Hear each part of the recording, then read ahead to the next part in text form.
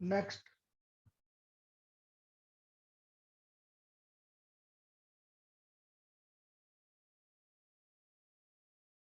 0 to 2 pi dx upon 1 plus e की power sin x. Now this is first equation.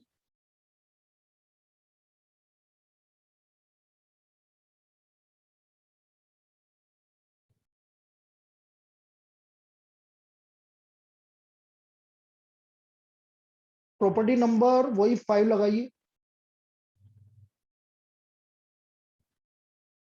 1 plus e की power sin 2 pi minus x by property 0 to a fx dx equal to 0 to a fa minus x dx. 0 to 2 pi dx upon 1 plus e की power sign 2 pi minus x होता है. भाई 2 pi minus कौन से quadrant में जा रहा है, बोलो सभी. फोर्थ क्वाड्रेंट में जा रहा है. और फोर्थ क्वाड्रेंट में साइन क्या होता है, नेगेटिव, तो माइनस साइन एक्स. e की पावर माइनस साइन एक्स को हम लिखेंगे 1 अपॉन e की पावर साइन एक्स. एलसीएम ले लेंगे. I equal to 0 to 2 pi e की power sine x upon e की power sine x plus 1.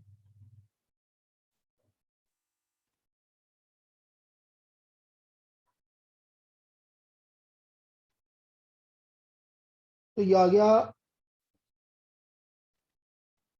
Now add this is second equation. Add 1 and 2.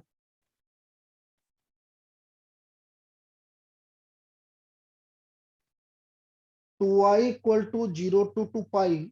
भाई इधर 1 है तो 1 प्लस e की power sine x upon 1 plus e की power sine x. So 2i equal to 0 to 2 pi 1 dx. 1 का integration है x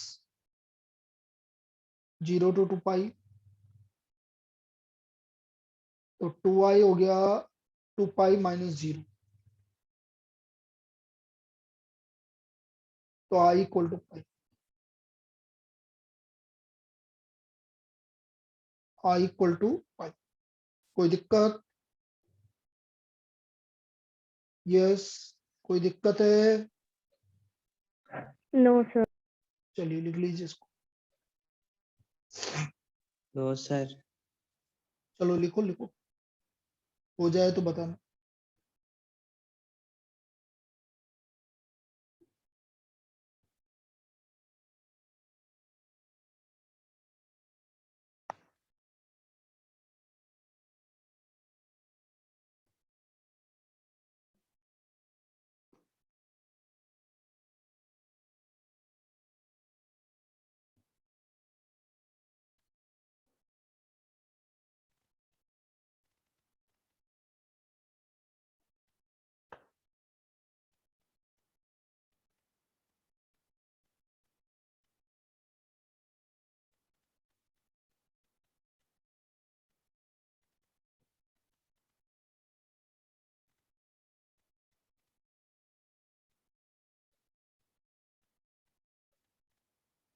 चलिए मैं अगले पेज पे आ रहा हूं.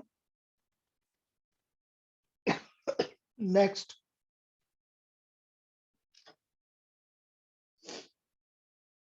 0 to pi by 2 sine square x upon sine x plus cos x. Sine x plus cos x dx. ये हमारी फर्स्ट इक्वेशन है. प्रॉपर्टी नंबर 5 लगा दीजिए. हर एक्स की जगह pi by 2 minus x.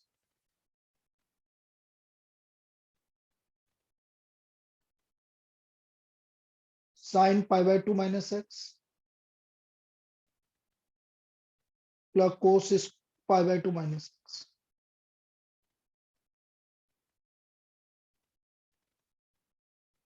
Sine pi by 2 minus x हो गया आपका cos square x. cos x plus sin x. Now add 1 and 2.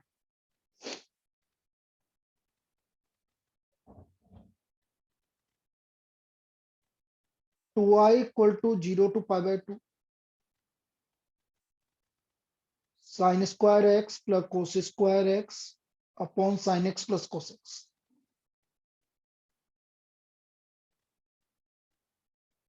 तो 2i equal to 0 to pi by 2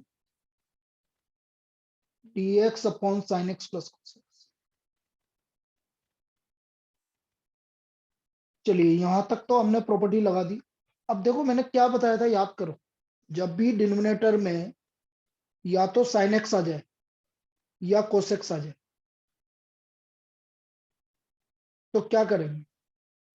tan pi by 2, tan pi by 2, tan pi by 2 मतलब वो एक formula था ना। Half angle फॉर्मूले लगाएंगे। हाँ, हाफ एंगल फॉर्मूला। बिल्कुल सही, हाफ एंगल फॉर्मूला लगाएंगे। तो हम इसमें हाफ एंगल फॉर्मूला लगाएंगे जब भी sin x और cos x आ रहा है। तो sin x तो होता है 2 tan x by 2 upon 1 plus tan square x by 2 और cos x होता है 1 minus tan square x by 2 upon 1 plus tan square x by 2। ये cos x होता है। तो 1 plus tan square x by 2 ऊपर चला गया तो 1 plus tan square x by 2 होता है sec स्क्वायर x by 2। तो नीचे हो गया 2 tan x by 2 plus 1 minus tan square x by 2 tan x by 2 plus 1 minus tan square x by 2. Now put tan x by 2 equal to t.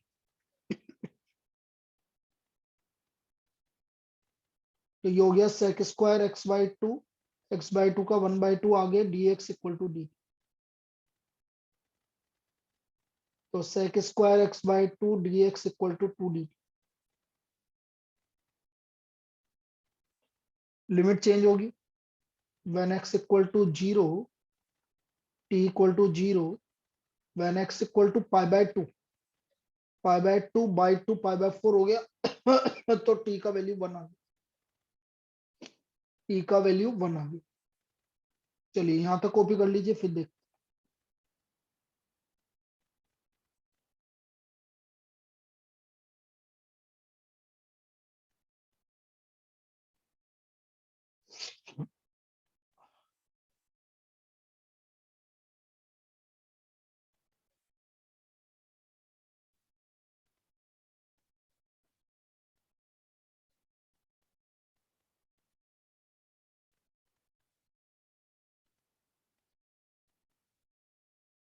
आ जाए भाई अगले page पे।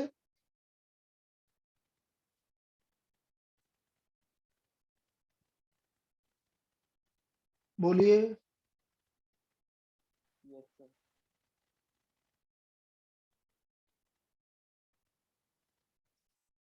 तो ये आ गया आपका, एक मिनट इधर क्या था, 2i equal to 0 to 1 2 dt upon 2t plus 1 minus t square, 2t plus 1 minus t square, 2 से 2 तो कैंसिल हो गया, माइनस भी कॉमन ले लो ताकि ये हो गया T square minus 2t minus 1। Perfect square बना लो। टी का कोफिशिएंट 2 है तो 2 का आधा 1। ये आ गया टी माइनस 1 का होल स्क्वायर माइनस 1 और माइनस 1 पहले का।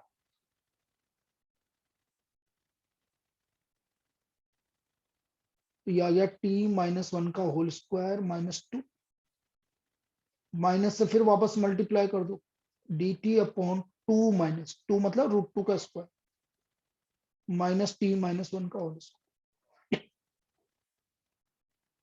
तो ये हो गया हमारा formula 1/2a log a plus x upon a minus x और लिमिट लग गया 0 to 1।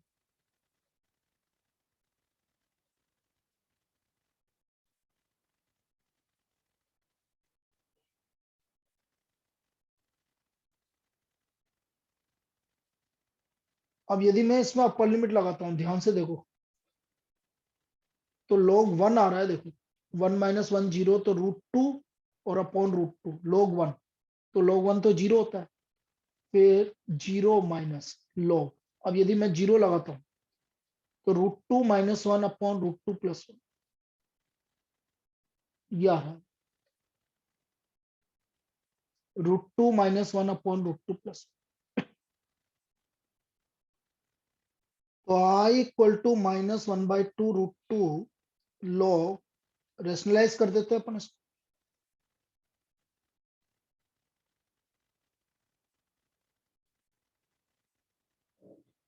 √2 - 1 से रेशनलाइज कर, तो हमारा फाइनल आंसर आ गया -1/2 √2, ऊपर आ गया √2 - 1 का होल स्क्वायर, और नीचे तो 1 हो गया, √2 + 1 √2 माइनस, टू आगे ले लो, तो -1/√2 log √2 - 1।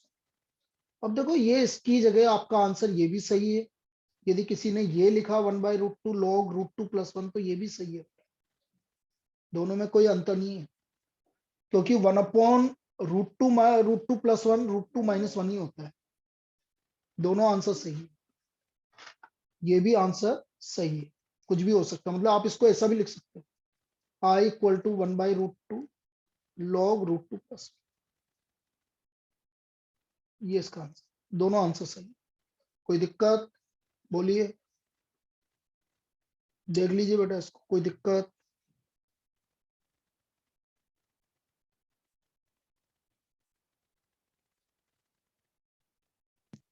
सर हाँ बोलो। सर इस संडे को टेस्ट होएगा क्या? हाँ संडे को टेस्ट रहेगा, क्लास भी रहेगी बेटा, क्योंकि हो सकता है कि देखो मैंने पहले ही बताया था कि मैं 4 दिन के लिए कहीं जाने वाला था, मेरी फ्लाइट की बुकिंग है, तो मैं इन दिनों में 4-5 दिन में मैं ज्यादा क्लास लूंगा तुम्हारी, यदि मैं गया तो, नहीं गया तो बहुत ही बढ़िया बात, यदि तबीयत ठीक रही तो फिर जाना पड़ेगा, तो संडे को क्लास भी रहेगी और टेस्ट भी रहेगा, अब 2-2 क्लास रहेगी रोज में, एक प्रोबेबिलिटी की और एक इसकी। और सर टेस्ट किसका रहेगा, कहाँ तक आएगा? ये रहेगा ना आपका डेफिनेट इंटीग्रल कंप्लीट हो जाएगा कल तक, कल या परसों तक। तो पूरा इंटीग्रेशन? नहीं नहीं नहीं, अपन डेफिनेट इंटीग्रल का लेंगे बस, ठीक है ना। Okay sir, okay sir. और प्रोबेबिलिटी भी आएगी क्या? नहीं नहीं, प्रोबेबिलिटी अलग से, प्रोबेबिलिटी बाद में लेंगे। Okay sir. चलिए भाई, ये लिख लिया सबने, मैं होमवर्क लिखवा रहा हूँ, तुम्हें होमवर्क देख लो।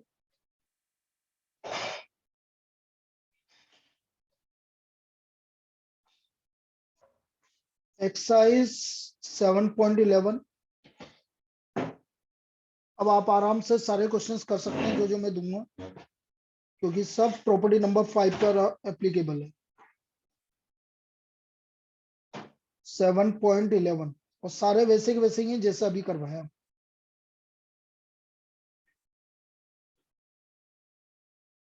तो इसमें लिखिए आप first, second, third, fourth, fifth मैंने दे दिया, सिक्स्थ मैंने दे दिया, सेवंथ मैंने करवा दिया, एट्थ मैंने करवा दिया, नाइन्थ, 10th मैंने करवा दिया, 11th,